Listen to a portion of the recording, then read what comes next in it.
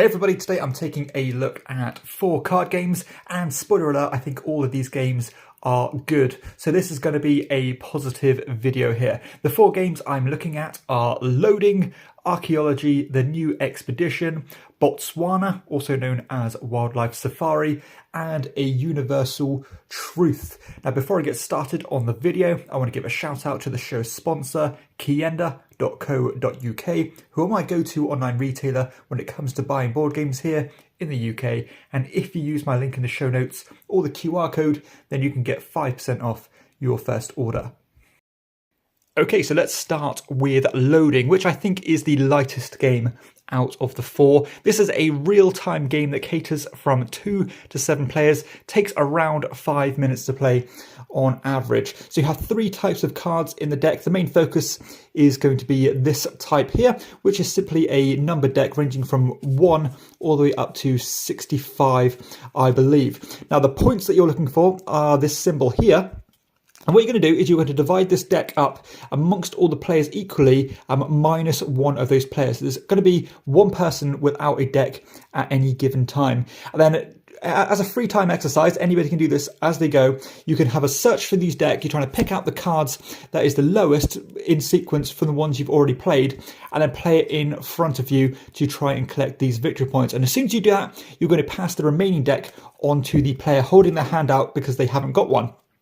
And you can also play cards on top of other players' scoring piles as long as you play the perfect card next in sequence. And if you do that, you can snatch one of these cards off them, which you can see are worth 3 points each. So there's constant back and forth as people are grabbing these cards off each other. But you have to bear in mind, of course, if you play a card in front of somebody else, you are essentially giving them a point, or even more than that, depending on cards in the deck here, because some of them are worth more points than others. Now, at any time, you can choose to forsake your turn and take one of these stop cards, which means that your points are locked in place and nobody else can steal these cards from you. And you'll also discard those cards from the game. So you are basically breaking up the sequences that people can play. Now that is essentially what the game consists of. You're going to keep on playing until everybody's stopped, essentially. And it's a real frantic experience, but it's a lot of fun, actually. I was quite impressed with how this played out in relation to how the rules actually read in your head, because sometimes it's hard to grok the fun of the game just by reading it in text. But I've enjoyed this one quite a lot. It's nice that it caters from a wide player range there, 2 to 7. I'll probably, play this with at least 3 players. I don't think there's any point in playing with 2. But yeah, it's fun. It's good. It's chaotic, but it's chaotic in a good way. Anybody's going to understand how this works. And there's this good kind of competition of trying to grab the cards and stop just at the right time, so you think you're in a position of victory and have a good chance of winning, of course. So yeah, this one is a bit of a hidden gem. Nobody really knows about it. If you like games like The Mind or things like that, but you want to have a competitive edge and make it a bit more exciting, I suppose, then give this one a look, because I think it could be one of those sleeper hits if any more people knew about it. But yeah, I like it. It's it is what it is. It's not the best game on the planet, but if you want 5 minutes of chaotic fun, then definitely give Loading a look. The next game we're looking at here is Botswana, also known as Wildlife Safari. Now this is a Reiner Knizia classic dating back to the 1990s, and this is a commodity speculation style game, as you are trying to score your animals based on when they are worth the most points. And what you're going to do is each player is going to get given a hand of cards made up of this big deck here, which all associate to these plastic animals here. And what you're going to do on your turn is simply play one of these animal cards, like so, and then collect any animal of your choice. So I could collect a zebra, even though I played an elephant, but I could collect an elephant if I wanted to. Now this is how the game is going to play out. You're going to keep on playing cards like so. If you ever play the same animal, you're going to overlap the existing one. And as soon as the 6th card of any animal type is played, then it's going to end the game immediately. And then you're going to score points based on what you've collected in relation to the most recent animal played of that card type. So for example, all elephants at the moment will be worth 4 points. All rhinos are worth nothing. But of course there would be more cards here because it doesn't end until there's 6 of one type. And there's even a card taken out, so you don't know exactly what each person has. And it's one of those games where you have to be careful about what other people are collecting and to end the game at the right time if you are in that position of power. power because you don't want to be ending it when you know that other players are in a stronger position than you are. I really like how simple this game is. Literally play a card and take an animal type, and it's all about time. You know, you want to end the game at the right time. Of course, when you are in, well, all your animals you've collected are worth a lot of points. But of course, if you end up collecting loads of something, the chances are of the other people playing strong cards on top is very low. They're probably going to try and keep their lower cards back and try to tank the value of them. Now, you can have a bunch of zebras, but if they're all worth 0 or 1 point, that's going to be absolutely useless, of course. That's pretty much the extent of the game. It is very simple. I think the game does suggest to play several rounds back to back. I actually like playing a single round and just rolling with the luck. You know, you do have to bear in mind that sometimes luck is going to work against you, but I don't mind it. Again, it is more of a timing exercise and to trigger the end game at the exact right time. Now, this game is a bit extra in terms of the production. I think there are different versions out there, but this one has these kind of plastic toys, which are quite quirky. They're quite funny, I suppose, because it's literally just a bunch of cards and then all of these toys in a box. But hey, at least it has some kind of table presence and it has that appeal factor once you get it out, and people are going to be more interested in playing it. But yeah, I like it. It's, again, a commodity speculation in its purest form, and it's one of those games that I feel like have dated quite well because there's nothing fiddly or confusing about it at all. It is what it is and it works. So that is Botswana, another nice one here.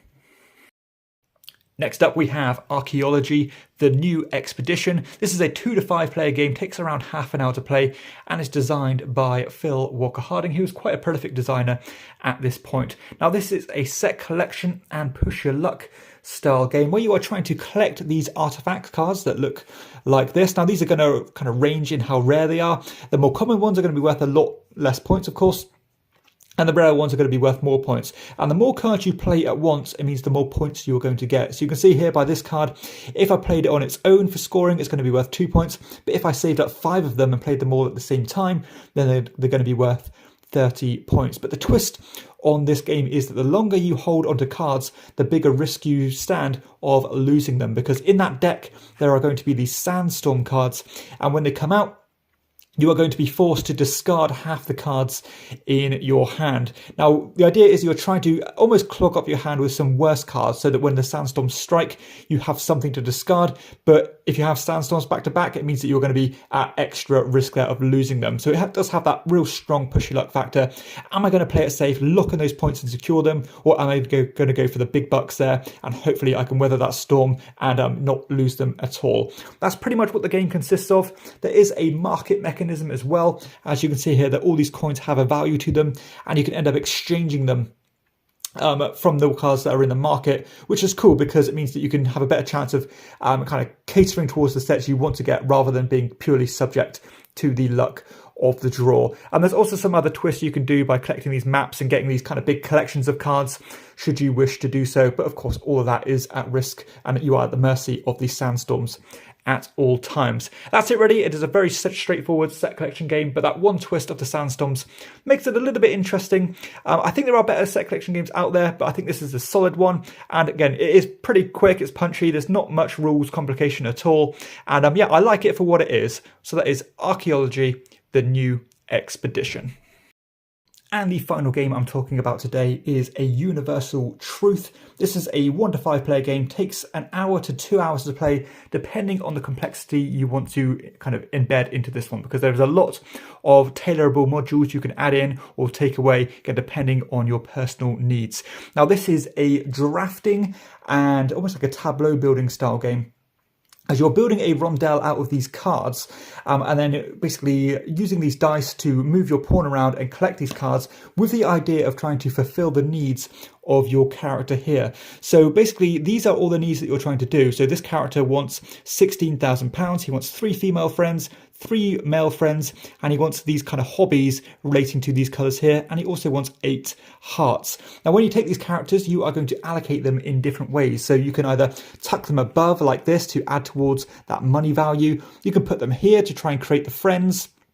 You can put them on the other side to try and make the hobbies, or you can put them on the bottom to try and make the hearts like so. So it's all about how you want to use those cards. Now, as I mentioned, there are a ton of things you can do to up the ante in terms of the complexity here. Like, for example, all the different hobbies have different special powers.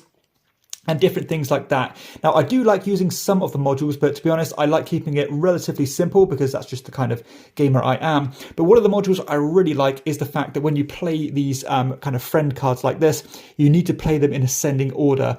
And then you can basically break that pattern by playing other cards and then building up again. So that's just another little restriction that I think takes it above and beyond. But I like this one. It's quite interesting. There's a good amount of turn angst of trying to grab the right characters at the right time. Again, if you love that multi-use card system, this one might be one of the strongest examples that I've seen.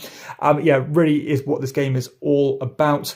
And again, if you do really want to up the ante in terms of adding a ton of extra stuff, extra rules and things, you're going to have all the potential in the world to do that. And I don't think the game suffers by adding or subtracting either. So it's definitely well designed in that respect, where every single facet of the game has been well thought of, and it's not bloat for the sake of it. It's bloat there or extra stuff if you want to use it. But again, you're not going to get a subpar experience if you don't use it. So yeah, a really nice game here. It's a shame that it's definitely not been published by a big publisher here, but I think it is available on Game Crafter. So it's definitely, you know, a designer here who's gone out of his way to make an own game that he's passionate about.